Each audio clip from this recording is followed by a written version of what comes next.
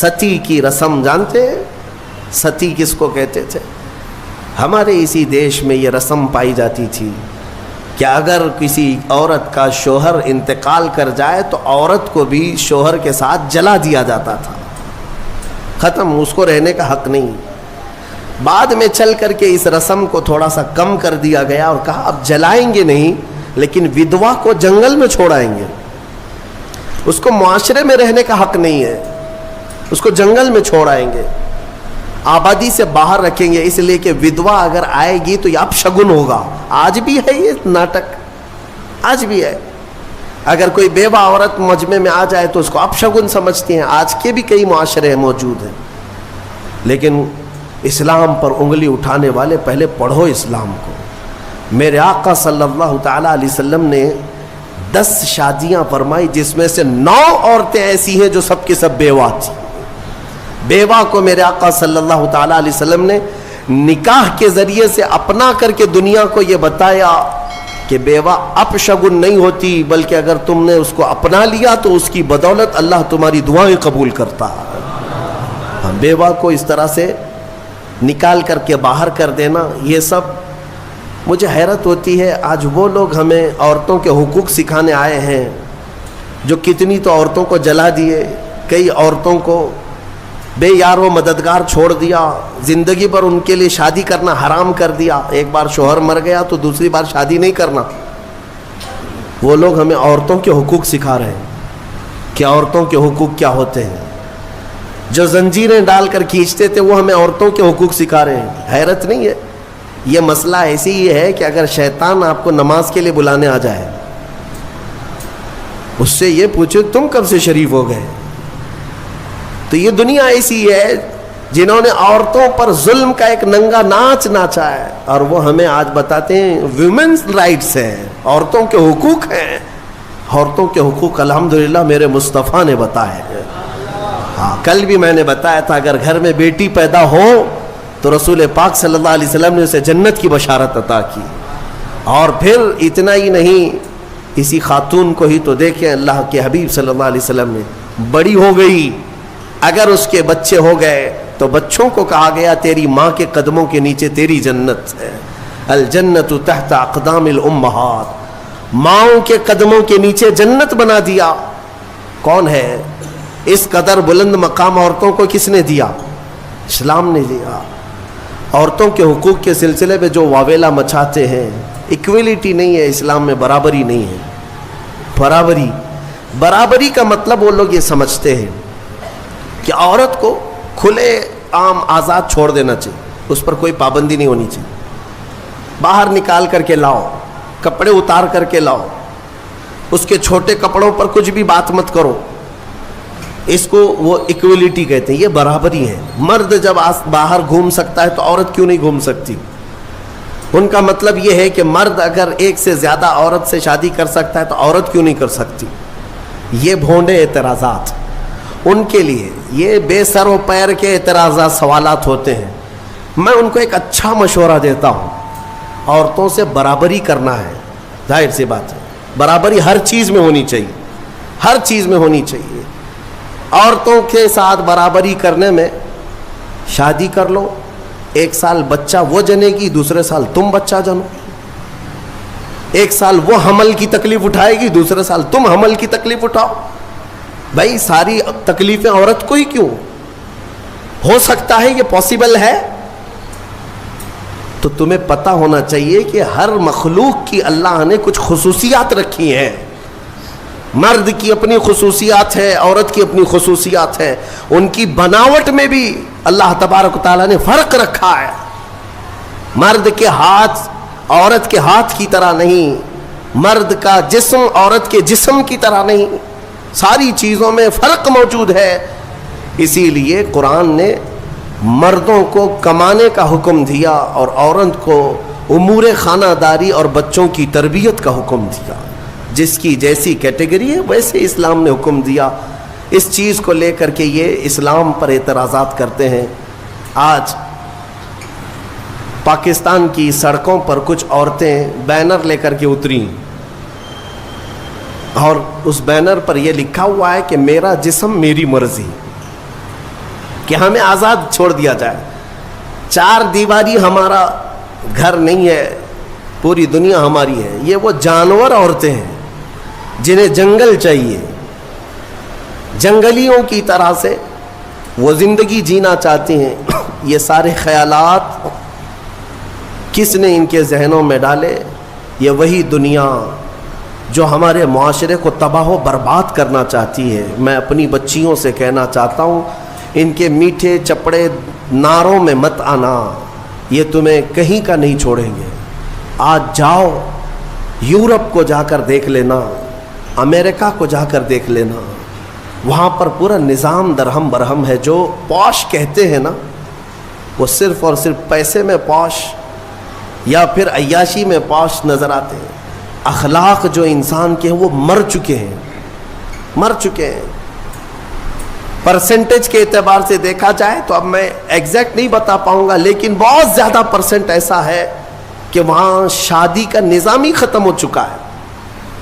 شادی کا نظام ہی نہیں.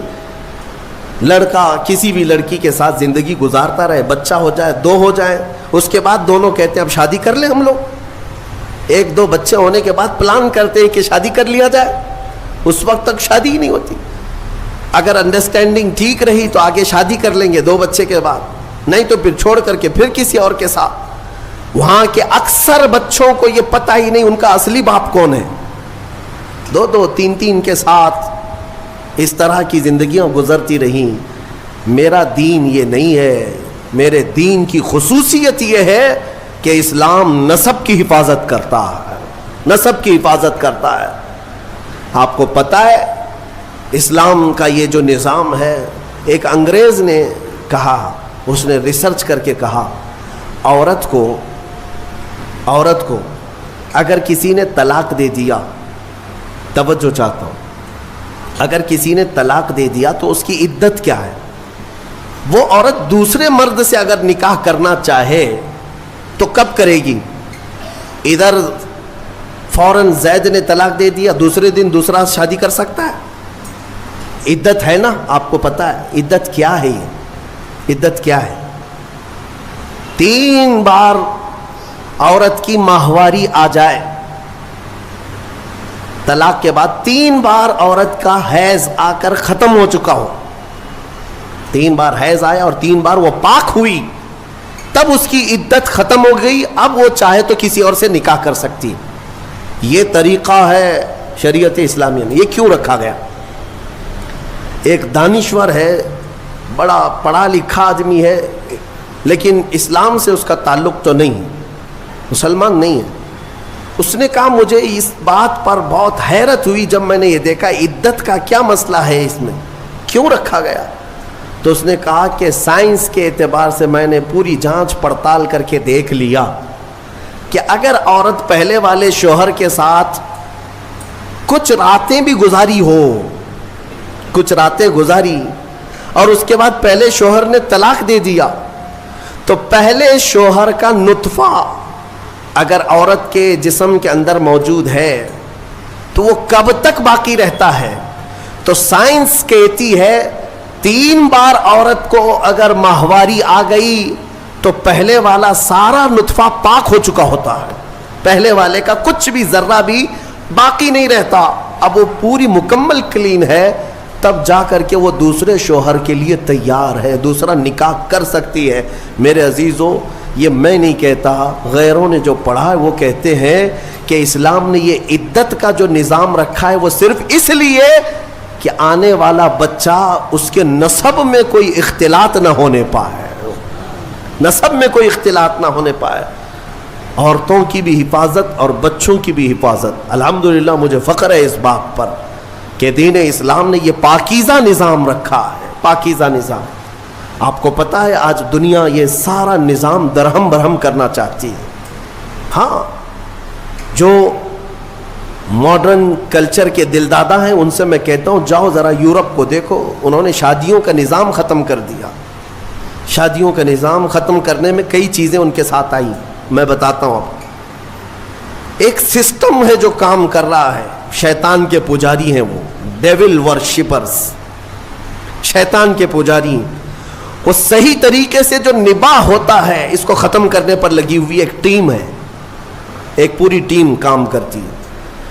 وہ مردوں کو عورتوں سے دور رکھیں، عورتوں کو مردوں سے، یا اگر رکھیں تو ناجائز طریقے سے رکھیں. اس کے لیے کیا کیا طریقے اپنائیں. میں 2 سال قبل شاید یا 3 سال قبل کی بات ہے، شب قدر میں نے اس کو عرض کیا تھا. پورا نظام جو یہ معاشرتی جو نظام ہے، ازدواجی جو نظام ہے، اس کو مار ڈالا ہے یورپ کے کئی کلچرز نے. کیا کیا جانتے؟ مردوں کو خود اپنے ہاتھوں سے تسکین حاصل کرنے کے طریقے سکھا دیے کہ عورت کی ضرورت ہی نہ پیش آئے. اپنے ہاتھوں سے شہوت کو پورا کر لو، خواہشات پوری کر لو. اس کے لیے انہوں نے کھلونے بنائے، آلے بنائے، ساری چیزیں بنائی تاکہ شادی کا نظام ہی نہ رہے. عورتوں کو بھی اسی طرح سے تباہ و برباد کر دیا کہ عورتیں بھی اس نظام میں نہ آئیں. وہ اپنی جسمانی خواہش پوری کرنے کے لیے وہ پلاسٹک کا بھی سہارا لے لیں، کسی بھی دوسری چیزوں کا سہارا لے لیں. میں نے جب یہ پڑھا کہ باہر کئی جگہ پر مارکیٹ میں باضابطہ سلیکون کی پوری عورتیں ملتی ہیں، پورا کا پورا مرد ملتا ہے.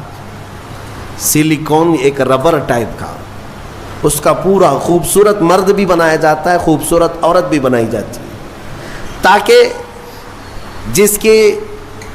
جسے اپنی جسمانی خواہش پوری کرنا ہو تو ان کھلونوں کے ساتھ پورا کر لے اور اپنے آپ کو تباہ و برباد کر لے. ہوگا کیا اس سے؟ یہ نظام ختم کرنا ہے ان کو کہ ازدواجی نظام ہی نہ رہے، نہ بچے ہوں، نہ صالح معاشرہ ہو.